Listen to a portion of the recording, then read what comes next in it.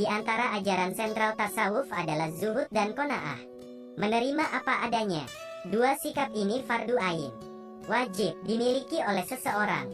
Apabila tidak mampu memiliki dua laku mulia ini, dia wajib belajar tasawuf atau apapun yang bisa mengajarkan dua laku ini, serta laku batin lainnya seperti melawan iri, sombong, dan lain-lain. Karena dua sikap ini wajib dimiliki oleh pelaku tasawuf, maka mayoritas ahli tasawuf adalah fakir miskin yang hidup apa adanya. Yang membedakan ulama sufi dengan fakir miskin lain adalah sikap rela dengan keadaan. Hidup miskin tidak membuat mereka meminta-minta, tamak, atau serakah. Berikut adalah biografi 3 ulama sufi yang hidup dalam kesulitan duniawi. 3 ulama berikut hidup di 3 zaman yang berbeda. Semoga bisa diambil pelajaran. Ma'ruf Al-Karhi. Beliau bernama lengkap Abu Mahfuz Ma'ruf bin Fairuzan. Dalam biografi Manaqib Ma'ruf Al-Karhi yang ditulis oleh Ibnu Qayyim Al-Jauzi dikatakan bahwa beliau berasal dari Karja dan Irak. Oleh karena itu beliau disebut dengan Al-Karhi. Kedua orang tuanya beragama Nasrani. Saat kecil dia dititipkan kepada seorang guru dan dipaksa mengatakan bahwa Tuhan ada 3. Namun dia menolak. Setelah beberapa saat, ia dan orang tuanya masuk Islam di tangan Ali bin Musa Al-Rida. Meskipun beliau dikenal sebagai seorang sufi yang sibuk beribadah, Ibnu Qayyim mencatat beliau juga sering sekali menghadiri majelis hadis.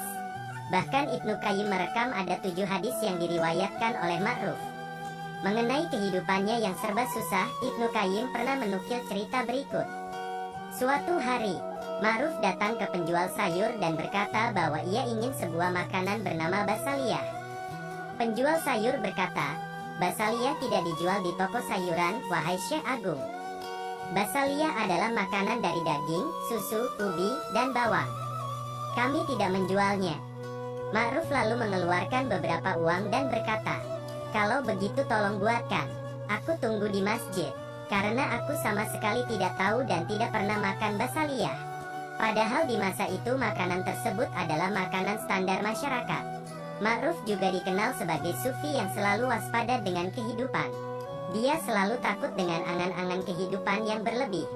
Tulul Amal menukil dari Hilyatul Auliya, Ibnu Qayyim menulis bahwa suatu ketika Ma'ruf pernah buang air kecil di jamban yang ada di tepian sungai Tigris. Namun setelah hajatnya selesai, ia justru bertayamum. Salah seorang kawannya bertanya, kenapa dia tidak istinjak dengan air padahal sungainya sangat dekat? Beliau menjawab, "Siapa yang menjamin aku masih hidup hingga aku sampai ke sungai itu?" Imam Al-Nawawi. Imam Nawawi adalah ulama sufi yang hidup dalam kesempitan rizki. Namun demikian, sebagaimana mestinya seorang sufi, beliau selalu sabar menghadapinya. Beliau bernama lengkap Yahya bin Syaraf.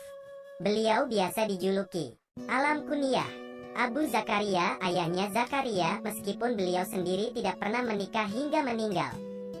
Adanya julukan ini karena orang Arab memang biasa menjuluki seorang bernama Yahya dengan Abu Zakaria, Umar dengan Abu Hafs atau Yusuf dengan Abu Yakub. Beliau lahir di kota Nawa dan meninggal di Damaskus. Beberapa tahun yang lalu kita digegerkan oleh pengeboman makam Al-Nawawi oleh ISIS.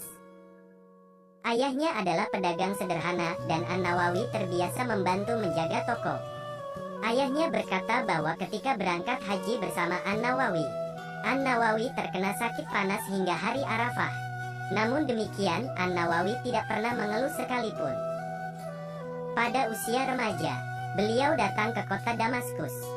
Setelah tinggal di Jami Umawi untuk beberapa saat, beliau tinggal di Madrasah Rawahiyah. Sebagaimana diriwayatkan oleh Ibnu Attar dalam kitabnya tentang biografi An-Nawawi, An-Nawawi tidak pernah membaringkan badannya selama 2 tahun ketika baru sampai di sana. Ibnu Attar menulis bahwa An-Nawawi selalu berpuasa hingga akhir hayatnya. Beliau hanya sahur dengan segelas air putih, berbuka dengan 3 biji kurma, dan minum air segelas lagi saat tengah malam.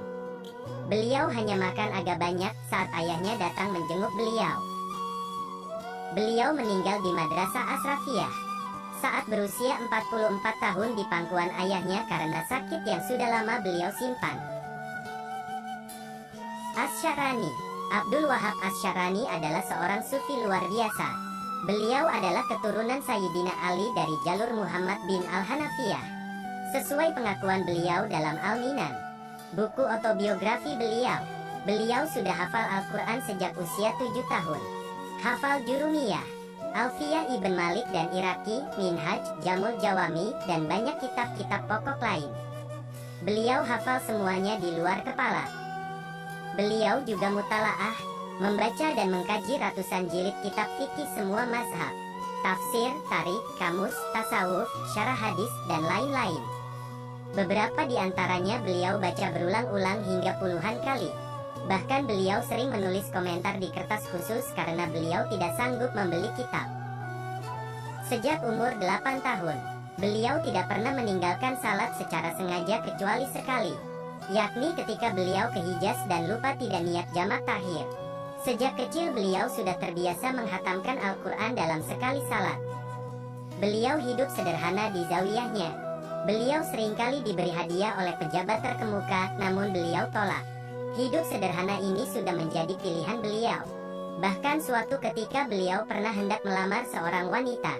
Namun wanita tersebut memberinya syarat-syarat duniawi yang harus beliau penuhi. Akhirnya beliau mundur dan tidak jadi melamarnya karena tidak memiliki cukup harta. Namun akhirnya wanita itu terharu dan akhirnya menikah dengan beliau. Demikianlah sedikit di antara banyak biografi ulama sufi zuhud yang bisa dijadikan teladan.